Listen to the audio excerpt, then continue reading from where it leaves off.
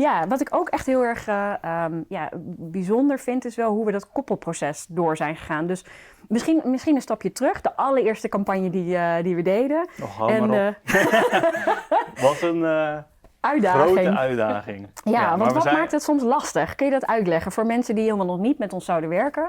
Wat is de grootste uitdaging van reseller marketing, zeg maar? Want jullie zijn alle hobbels al wel een beetje over. Mm-hmm. De grootste uitdaging om uiteindelijk deel te nemen bij Ambrosia is natuurlijk dat die koppeling bij je Facebook en Instagram gelegd moet worden. Zodat jullie zeg maar uit hun naam kunnen publiceren op Facebook en Instagram. Precies. Ja. En als er ooit Pietje heeft gewerkt en die was altijd eigenaar van, van het Facebook profiel, maar is er uiteindelijk 10 jaar geleden weggegaan. Ja. Kom er dan maar weer eens achter om hem te bereiken allereerst, maar ook natuurlijk om weer de goede toegang dan tot de mensen die hier wel werken te geven.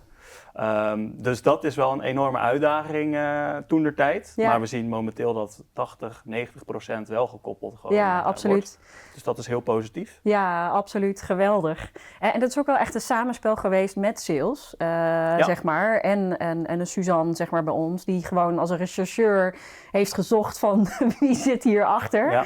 En nu heb je daar profijt van, want die partners zijn allemaal gekoppeld. Ja. Maar ik denk dat het misschien in het begin ook een soort van angst was vanuit de optiek. Van nu ga ik wel mijn pagina een soort van weggeven. Terwijl dat natuurlijk helemaal niet het geval is. Nee. Ja. Maar dat daar misschien ook een bepaalde terughoudendheid in was. En dat wij nu kunnen zien van kijk, deze groep heeft het gedaan. En kijk eens wat het voor die groep partners heeft betekend.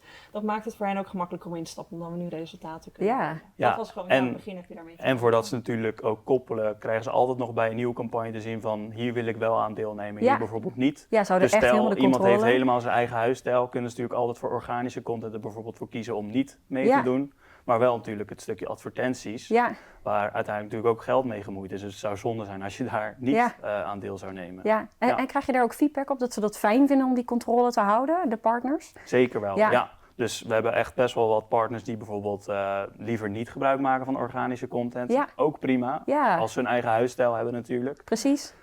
Dus dat is ook feedback wat we goed krijgen van, dat is heel fijn. Dat we enerzijds wel met advertenties mee mogen doen, maar niet met de organische content. Ja. Mag natuurlijk wel. Ja, je mag zelf kiezen. Ja, blijf ook hun pagina's, hun social media. Ja. Zij moeten achter de boodschap staan en die ruimte hebben ze.